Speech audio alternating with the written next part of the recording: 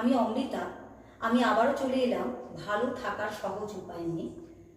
মনকে ভালো রাখতে গেলে আমাদের যেটা খুবই প্রয়োজন সেটা হচ্ছে কো কারিকুলাম অ্যাক্টিভিটিস।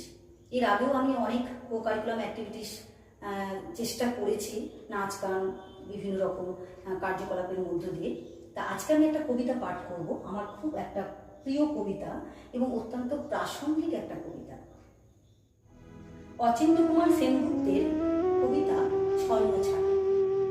গলির মোড়ে একটা গাছ দাঁড়িয়ে, গাছ না গাছের ছায়া, আঁকাবাঁকা কতগুলো শুকনো কাঠির কঙ্কাল শূন্যের দিকে তুলে দেয়া এলোমেলো, রুক্ষ রুষ্ট রিক্ত জীর্ণ, লতা নেই, পাতা নেই, ছায়া নেই, ছাল বাকল নেই, নেই এক আঁচড় সবুজের প্রতিশ্রুতি, এক বিন্দু সরসের সম্ভাবনা।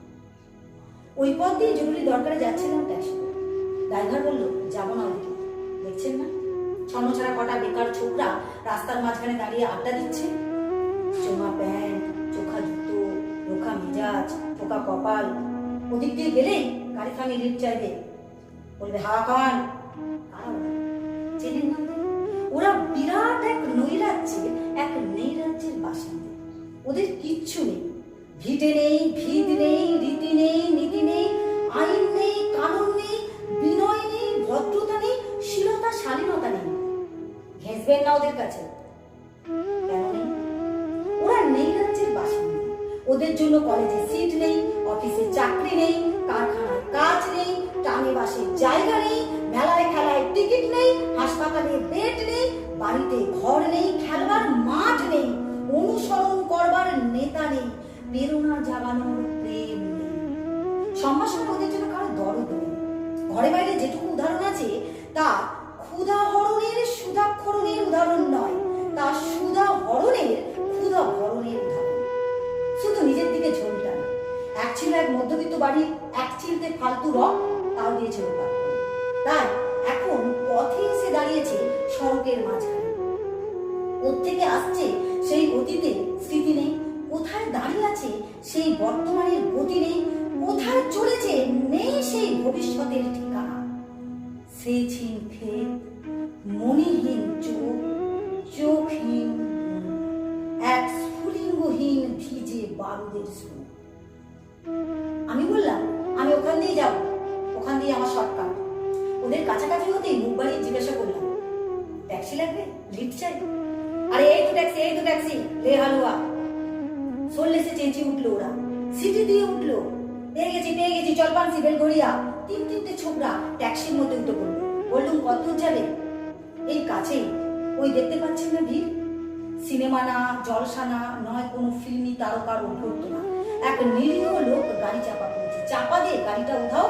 আমাদের দলের কয়েকজন গাড়িটার পিছনে ধাওয়া করেছে, আমরা খালি ট্যাক্সি খুঁজছি। কে সেই লোক? একটা বেওয়ারিশ ভিখারি, রক্তে মাংসে দলা পাকিয়ে গেছে। ওর কেউ নেই, কিচ্ছু নেই। শোবার জন্য ফুটপাত আছে তো মাথার উপর ছাদ নেই, ভিক্ষার জন্য পাত্র আছে তো তার মধ্যে প্রকাণ্ড একটা ফুটো। রক্তে মাখামাখি দলা পাকানো ভিখারিকে ওরা পাঁজা করে ট্যাক্সির মধ্যে তুলে নিল। চেঁচিয়ে উঠল সমস্যারে আনন্দে ঝঙ্কিত হয়ে, প্রাণ আছে, এখনো প্রাণ আছে। রক্তের দাগ থেকে আমার ভব্যতা শালীনতাকে বাঁচাতে গিয়ে আমি নেমে পড়লুম তাড়াতাড়ি। তারপর সহসা শহরের সমস্ত কর্কশে কঠিনে, সিমেন্টে, কংক্রিটে, ইটে, কাঠে, পিচে, পাথরে, দেয়ালে দেয়ালে বেজে উঠল এক দুর্বার উচ্চারণ, এক প্রত্যয়ের তপ্ত শঙ্খধ্বনি, প্রাণ আছে, এখনো প্রাণ আছে। প্রাণ থাকলে স্থান আছে, মান আছে, সমস্ত বাধা নিষেধের বাইরেও আছে এক অস্তিত্বের অধিকার। ফিরে আসতেই দেখি গলির মোড়ে সেই শুকনো বৈরাগ্য বিদীর্ণ করে বেরিয়ে পড়েছে হাজারো হাজারো সোনালী কচি পাতা।